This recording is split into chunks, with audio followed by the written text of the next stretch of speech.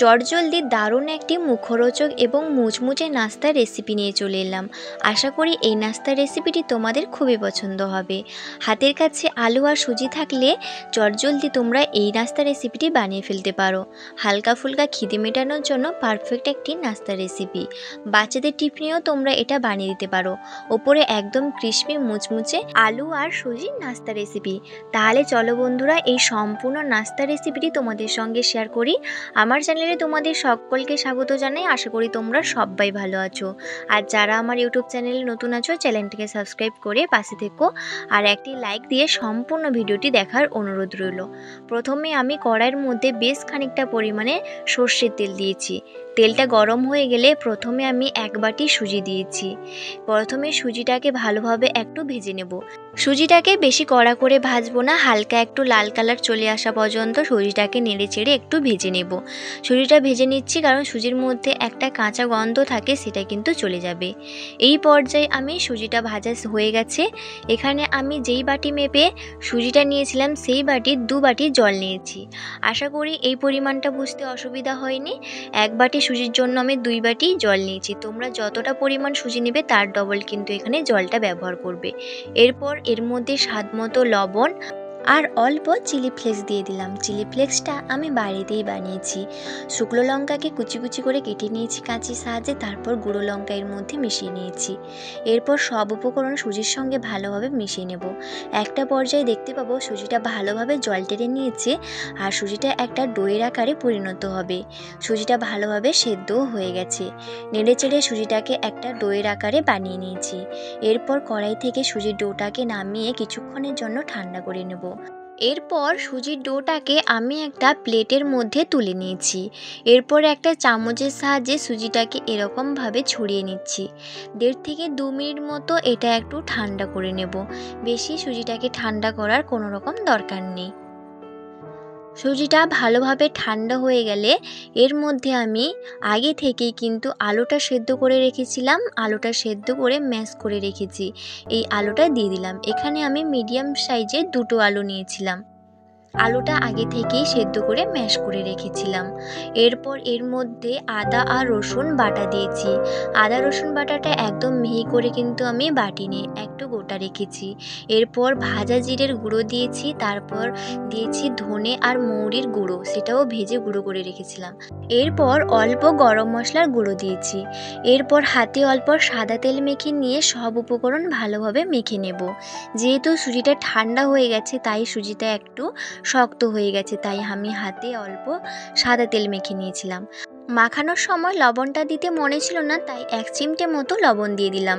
যেহেতু আমার সুজির মধ্যে লবণ দেওয়া আছে তাই শুধুমাত্র আলুর মধ্যে লবণটা ব্যালেন্স রাখার জন্য আমি দিয়েছি। এরপর একটা নরম ডোয়ের মতো বানিয়ে নিয়েছি। এরপর এর থেকে বেশ খানিকটা ডো আমি কেটে নিয়েছি। এরপর এর মধ্যে সাদা তেল মাখিয়ে নিলাম। অবশ্যই কিন্তু তোমরা যার মধ্যে এটা বানাবে তার নিচে কিন্তু সাদা তেল দেওয়ার চেষ্টা করবে। এরপর এটা একটা গোলের আকার বানিয়ে নিয়েছি। এরপর হাত দিয়ে প্রেস করে করে একটা রুটির আকারে বানিয়ে নেব। কিন্তু বেশি পাতলা করব না, একটু মোটা রাখবো। আর এরকম হাত দিয়ে প্রেস করে করে কিন্তু বানিয়ে নেব। তোমরা চাইলে বেলে নিতেও পারো। এরকম কিন্তু মোটা রেখেছি। এরপর এবড়ো খেবড়ো যে অংশটা চারপাশে আমি একটা ছুরির সাহায্যে কেটে নেব।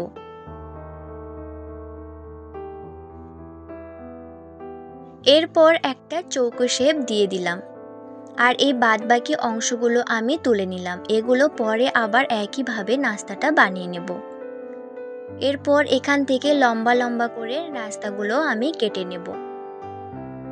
তোমরা তোমাদের পছন্দের মতো এখানে যে কোনো শেপ দিতে পারো। আমি লম্বা লম্বা করে কেটে নিয়েছি, তোমরা চৌকো করেও কাটতে পারো। এরকম কিন্তু একটু মোটা রেখেছি। এরপর এক একটা করে প্লেটে আমি তুলে নেব। একটা নাস্তা আমার তৈরি হয়ে গেল। দেখো বন্ধুরা, কত সহজেই। একইভাবে আবারও একটা সুজির ডো নিয়ে একই পদ্ধতিতে আমি নাস্তাগুলো বানিয়ে নেব। একে একে সবগুলো নাস্তা আমার বানানো হয়ে গেছে। এরপর নাস্তাগুলো ভেজে নেব। তার জন্য প্রথমে কড়াইতে বেশ খানিকটা পরিমাণে সাদা তেল দিয়ে দিলাম। তেলটা কিন্তু অবশ্যই ভালোভাবে গরম করতে হবে, যেহেতু এর মধ্যে সুজি দেওয়া আছে। তারপর তেলটা ভালোভাবে গরম হয়ে গেলে একে একে নাস্তাগুলো দিয়ে দিলাম। এরপর সময় ধরে ধরে নাস্তাগুলো ভেজে নেব। উল্টে পাল্টে নাস্তাগুলোকে ভেজে নেব। একটু কিন্তু এই নাস্তাগুলো ভাজতে সময় লাগবে, কিন্তু বেশি তাড়াহুড়ো করে ভাজার কোনো রকম দরকার নেই, না হলে নাস্তাগুলো ভেঙে যাওয়ার সম্ভাবনা থাকে। উল্টে পাল্টে নাস্তাগুলো ভেজে নেওয়ার পর নাস্তাগুলোর একটা সুন্দর কিন্তু কালার চলে আসবে। আর অবশ্যই কিন্তু গ্যাসের আঁচটা হাইতে রেখেই ভাজতে হবে। হাই টু মিডিয়ামে রাখতে হবে, বেশি লো করার প্রয়োজন নেই। সময় ধরে নাস্তাগুলো ভাজলে কিন্তু নাস্তাগুলো মুচমুচে হবে, আর নাস্তাগুলো কিন্তু যেহেতু সুজি দেওয়া আছে ফুলে উঠবে।